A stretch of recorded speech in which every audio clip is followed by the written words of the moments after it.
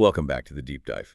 We always try to tackle the really big questions here, and today is no different. We're diving into something pretty fundamental, like why do we believe the things we believe, right? It's a big one for sure. And we know you, our listeners, you like to really understand things, but you don't want to wade through a ton of jargon and, well, just be bogged down. Exactly.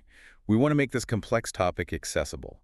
Think of this as your shortcut to a deeper understanding. No fluff, just the good stuff. We're drawing directly from a source that lays it all out, Jake Macaulay's Foundations of Belief V01.pdf. Yeah, and Macaulay uses this great analogy in the foreword, drinking the Kool-Aid. Like, it just Okay. grabs you, right? It gets you thinking about all those beliefs, even whole ways of seeing the world that we just kind of accept without even really thinking about, like, what's actually in that Kool-Aid? Where did it even come from? And that's exactly what we're going to unpack in this deep dive. We're going to explore the ingredients, so to speak, of our belief systems and where they originate. Right. So we're talking about psychology, social and cultural factors, even neuroscience and evolution. It's a lot, but we're going to break it all down for you. And by the end of this, we really hope you'll have some new insights into yourself, be able to better understand other people, and maybe even sharpen your critical thinking skills a bit. I think a lot of us kind of just go through life accepting what we believe without really examining why. So before we get into all the nitty-gritty, maybe we should start with the basic. Like, why is it even important to understand our beliefs in the first place? Well, when you think about it, our beliefs are like the lenses we see the world through. They color everything we experience. And it's not just abstract thinking. They impact our everyday lives in really concrete ways. Yeah, totally. Like even in our closest relationships, the way we think about trust or commitment, those are beliefs shaping how we interact with the people closest to us. Exactly. And then there's those big life decisions, choosing a career path. A Yeah. a lot of that comes down to what we believe about ourselves, what we're capable of. Right. And it goes even further than that. Our political views, how we think about right and wrong, what we believe about society, those are all deeply tied to our beliefs. Even things like our health, our beliefs about wellness and different medical approaches, and our spirituality, what we think about the meaning of life, those are all influenced by the beliefs we hold. Okay, so our beliefs are really pervasive. They touch every aspect of our lives. So why don't we spend more time questioning them, like actually trying to understand where they come from and if they're even accurate? Well, I think there are a few reasons for that. For one, there's a comfort in familiarity. Our existing beliefs provide a sense of stability in a world that can sometimes feel chaotic and unpredictable. Yeah, it's easier to just stick with what we know, even if it's not necessarily accurate. Plus, our brains are kind of wired to be efficient, right? That's right. We use these mental shortcuts called cognitive biases, which help us make quick decisions, but sometimes they can lead to errors in judgment and inaccurate beliefs. And let's not forget the emotional factor. Some beliefs are so deeply ingrained in who we are that questioning them can feel like we're questioning our very identity. And there's a social element, too. Challenging a belief that's widely held within your community or social circle can be really uncomfortable. There's this pressure to conform. So even though understanding our beliefs is super important, it's not always easy or comfortable to really take a close look at them. That's exactly right. Okay, let's dig into the psychology of belief a bit. Macaulay talks a lot about cognitive biases and heuristics. Can you break those down for us, like in plain English? Sure. Think of cognitive biases as predictable patterns of thinking that can lead us to wrong conclusions. They're like little glitches in our mental software. Heuristics are more like mental rules of thumb that help us make decisions quickly, but they can sometimes lead to biased thinking. So these biases and heuristics are like built-in tendencies that can sometimes lead us astray. And Macaulay gives some really good examples, like the availability heuristic. What is that exactly? Well, the availability heuristic is basically how easily we can recall something affecting how likely we think it is to happen.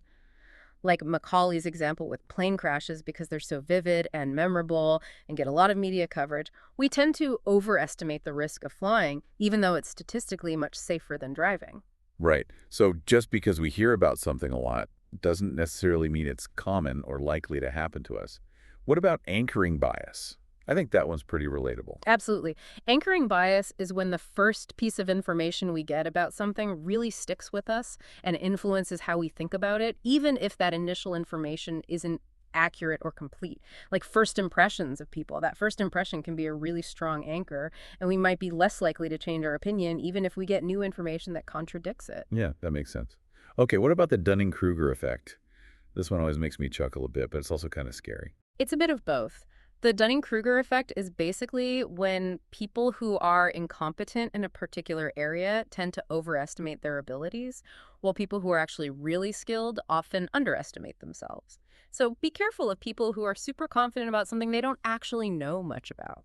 It's like they're too clueless to even realize how clueless they are. Right. And finally, the bandwagon effect. We've all experienced this, right? Oh, for sure. The bandwagon effect is that tendency to go along with what everyone else is doing or believing, even if we don't have a good reason to. Yeah. It's like social pressure influencing our beliefs.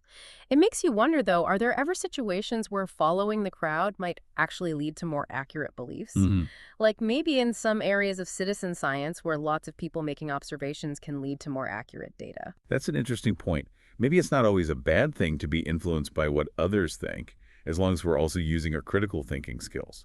So these cognitive biases are all about how our brains process information. But it's not just about logic, right?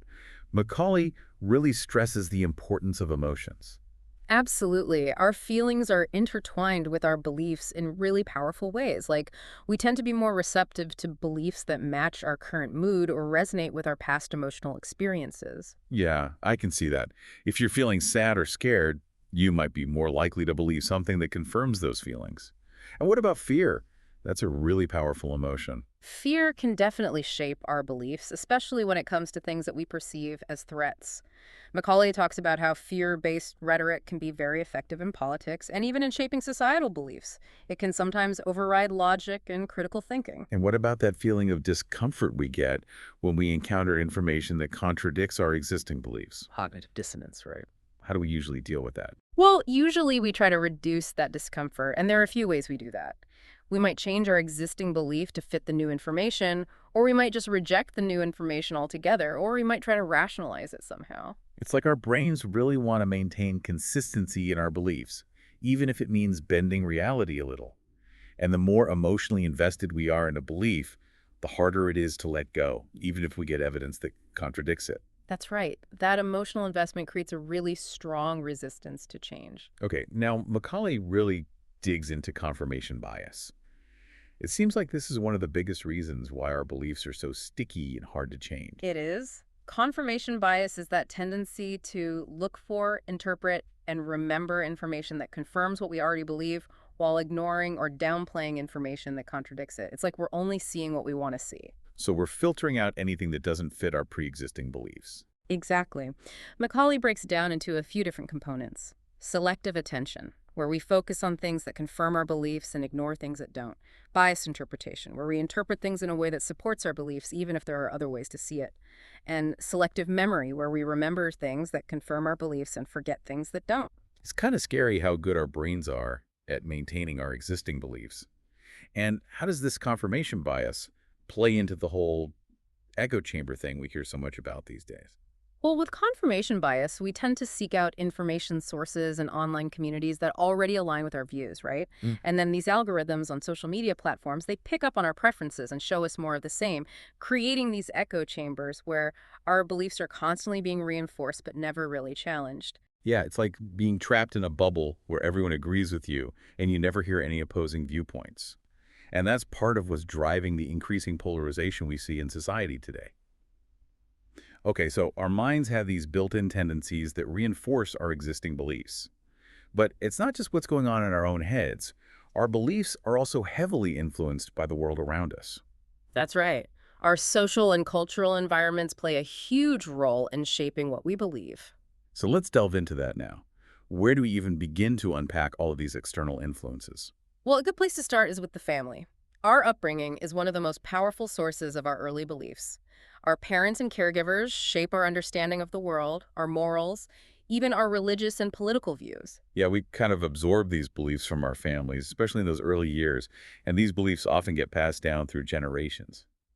Exactly, creating these long-standing family traditions and values.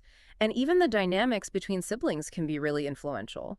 Sometimes they reinforce those shared family beliefs, and sometimes they challenge them, creating some differences within the same family. And then there are our early childhood experiences, good and bad, which can also have a lasting impact on what we believe about ourselves and the world. Absolutely. Those early experiences can be really formative. So we step outside the family and into the larger world of formal education. How does that shape what we believe? Well, school plays a huge role. The things we learn in history, science, literature, all of that contributes to our understanding of the world. And it's not just the content, but also the teaching methods. Do they encourage critical thinking and questioning, or are they more focused on rote memorization and accepting what's presented as fact? Ideally, education should help us develop those critical thinking skills so we can evaluate information independently and form our own beliefs. But that's not always the case. That's true. And then there's the social aspect of school interacting with peers who might have different beliefs than our own. That can challenge us to examine our own assumptions. Right. Okay. Now, beyond family and education, we have the much broader influence of culture. That encompasses so much. It really does. Culture shapes everything from our moral values and social norms to the way we view the world, the universe, and even the meaning of life. And what's considered normal or acceptable in one culture might be completely different in another. Yeah, that's cultural relativism, the idea that truth and morality can be relative to your culture. And culture also includes all those rituals and traditions that we participate in. Those often reinforce shared beliefs and create a sense of community. Exactly. Even language, the very words we use to describe the world around us, can influence our thinking and our underlying beliefs. And art, literature, music, all those forms of cultural expression, they all contribute to our understanding of beauty, meaning, and human nature. Okay, so we have all these powerful influences shaping our beliefs from the moment we're born. And in today's world, we can't forget the huge influence of media. Absolutely. Media plays a massive role in what we believe. The news we consume, the TV shows and movies we watch, even the social media platforms we engage with, they're all constantly feeding us information and shaping our perceptions of the world. And it's not just about the facts they present. It's also about the stories they choose to tell, the way they frame those stories, and even the emotions they evoke. That's right. And the rise of social media has really changed the game. Information, both accurate and inaccurate, spreads like wildfire online, and it can be really hard to filter out the noise and determine what's actually true. And Macaulay also talks about the influence of institutions beyond just the media, right? Yes, institutions like religious organizations, governments, even economic systems, they all have a profound impact on our beliefs. They shape our understanding of morality, authority, justice, and how society should function. It's like we're constantly being bombarded by all these external forces trying to tell us what to believe. So it's really important to be aware of these influences and to think critically about the information we're taking in. I completely agree. Okay, so we've talked about the psychological factors within us and the societal and cultural factors around us that shape our beliefs. Now let's get into the nitty-gritty of the brain itself. Macaulay spends a whole chapter on the neuroscience of belief, what's actually happening in our brains when we form and hold beliefs. Yeah, let's peek inside that black box. It's truly fascinating. Our brains are constantly bombarded with information from all our senses, sights, sounds, smells, tastes, touch. Different parts of the brain process this sensory input. So like the visual cortex processes what we see and the auditory cortex processes what we hear. Exactly. And then our prefrontal cortex, that's the part of the brain involved in planning, decision-making, and higher-level thinking. It helps us focus our attention on what's important and filter out all the distractions. Right. So we're not just passively taking in all this sensory information, but our brains are actively filtering and interpreting it. That's right. And then there's the hippocampus, which is crucial for forming new memories and connecting them to what we already know. And the amygdala, that's part of the emotional center of the brain, it attaches emotional significance to our experiences, which strongly influences how we perceive them and ultimately what we believe about them. So our emotions play a big role even at the neurological level. They really do. And then all of this processed information gets integrated in the brain's association areas, which help us create a coherent understanding of our experiences and form beliefs about the world around us. So that's how information gets processed. But how are those beliefs actually represented in the physical structure of the brain? Well, beliefs are basically represented as patterns of connections between neurons in our brains, like intricate networks of pathways. So it's not like there's a specific belief center in the brain. Not exactly. It's more about the connections between different areas of the brain. And these connections get strengthened over time as we repeatedly think certain thoughts or hold certain beliefs. Macaulay talks about Hebbian learning the idea that neurons that fire together wire together. So the more we think a certain thought, the stronger those neural connections become. That's right. And that's what allows our brains to physically change and adapt based on our experiences and beliefs. This is what we call neuroplasticity. So our brains are constantly rewiring themselves based on what we believe. In a way, yes. And then there's the default mode network, which is a network of brain regions that's active when we're not focused on anything specific, like when we're daydreaming or just letting our minds wander. It seems to play a role in maintaining our sense of self and reinforcing our existing beliefs. And what happens in the brain when we encounter information that contradicts our existing beliefs, that feeling of cognitive dissonance we talked about earlier. Well, a part of the brain called the anterior cingulate cortex, which is involved in detecting errors and conflicts, seems to light up when we experience that dissonance. So our brains are actually registering that conflict. Yes, and that can trigger either a change in belief to reduce the dissonance or, as we talked about with confirmation bias, a doubling down on the original belief. Fascinating. Okay, so these neural connections and networks are the physical representation of our beliefs. And I know that neurotransmitters, those chemical messengers in the brain, also play a role in all of this. How do they influence our beliefs? Neurotransmitters are absolutely crucial. For example, dopamine, which is often associated with pleasure and reward, is also involved in learning and reinforcing beliefs. It might contribute to that feeling of satisfaction we get when our beliefs are confirmed. So dopamine gives us a little reward when we encounter information that supports our beliefs, making us more likely to hold on to those beliefs. That's one way to think about it. And then there's serotonin, which is involved in mood regulation. It might influence how open we are to new ideas and how flexible our beliefs are. So if our serotonin levels are low, we might be more rigid in our thinking and less likely to change our beliefs. It's possible. And oxytocin, often called the love hormone, can increase trust and bonding, potentially making us more likely to adopt the beliefs of people we feel close to or within our social groups. So our social connections and the beliefs of those around us can actually influence our brain chemistry. That's right. And then there's norepinephrine, which is involved in attention and arousal. It might play a role in how strongly we hold on to certain beliefs, especially in situations that are stressful or emotionally charged. It's amazing how much is going on at the chemical level in our brains that's shaping our beliefs. Yeah. And earlier you mentioned that some of those cognitive biases might actually have a neurological basis. Can you elaborate on that? Sure. It seems like some of these biases are rooted in the brain's fundamental drive for efficiency. Like with confirmation bias, our brains might actually expend less energy processing information that aligns with our existing beliefs, making it easier and more pleasurable to accept confirming evidence. So it's less mentally taxing to stick with what we already believe. It seems that way.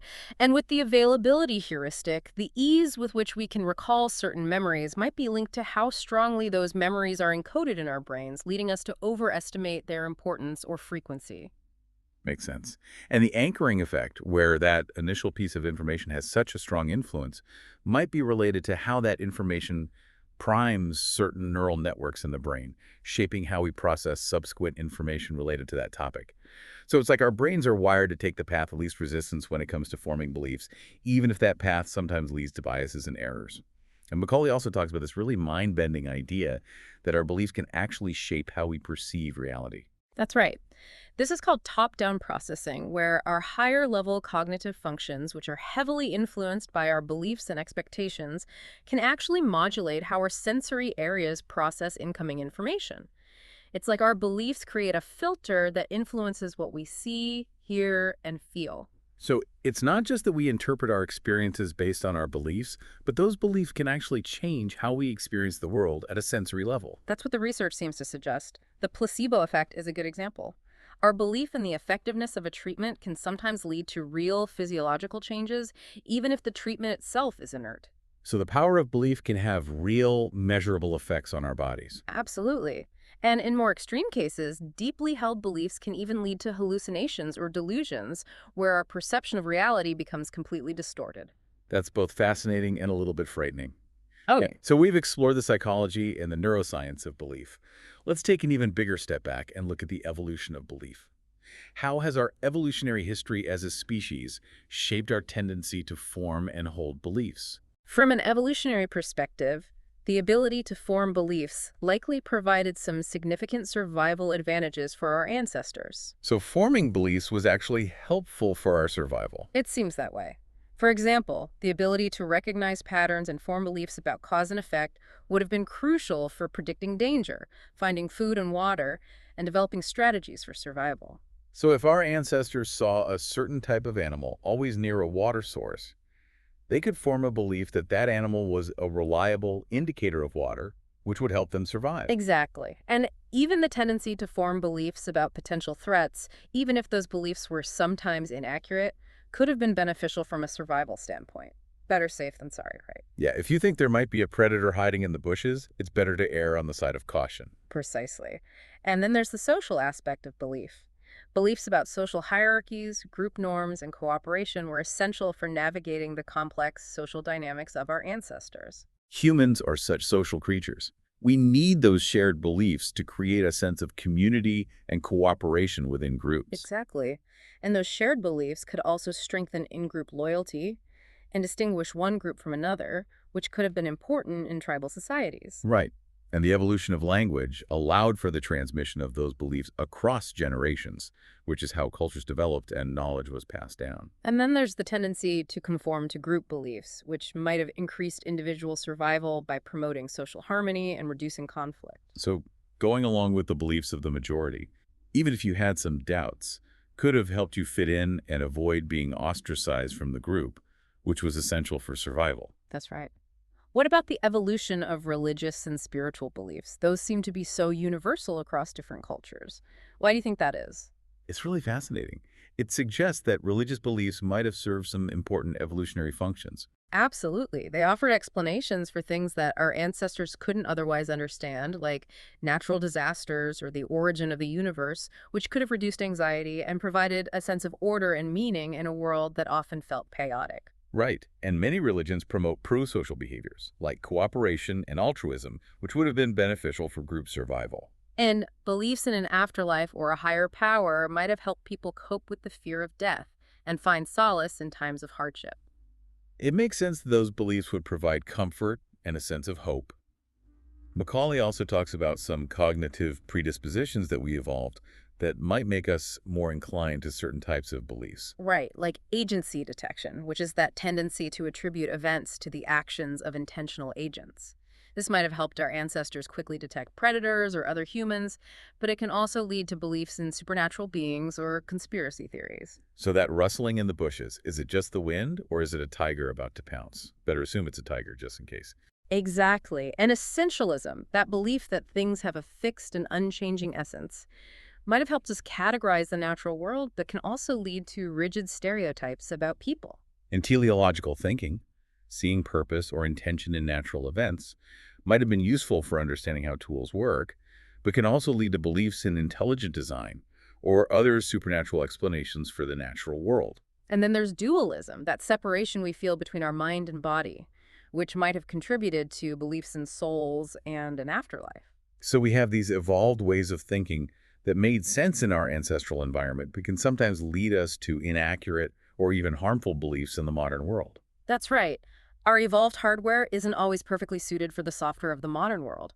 For instance, we're bombarded with way more information than our brains evolved to process, which can make us more susceptible to cognitive biases. And we evolved to focus on immediate local threats, which can make it hard to grasp the complexities of global issues like climate change. And our tendency to form strong in-group affiliations can lead to increased tribalism and conflict in our increasingly interconnected world. So it's more important than ever to be aware of these evolutionary influences and to use our critical thinking skills to evaluate our beliefs. I couldn't agree more. Okay, so we've talked about these broad evolutionary influences, but our individual experiences also shape what we believe, right? Macaulay dives deep into that aspect as well. Yes, let's get personal.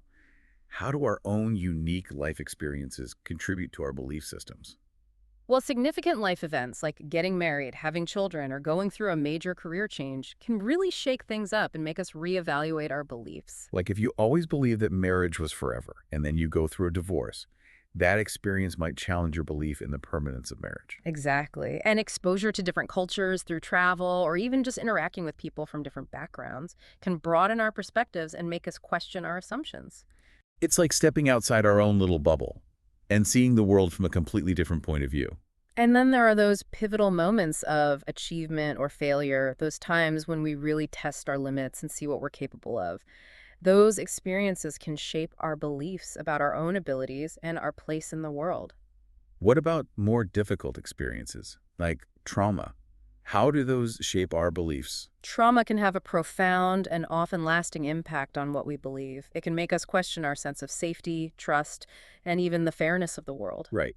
If you experience something really traumatic, it's natural to start seeing the world as a more dangerous or unpredictable place. And those beliefs can sometimes be adaptive, helping us cope with the trauma, but they can also be maladaptive and hold us back in the long run. It's like our brains are trying to protect us from future harm, but those protective mechanisms can sometimes become a prison. That's a good way to put it.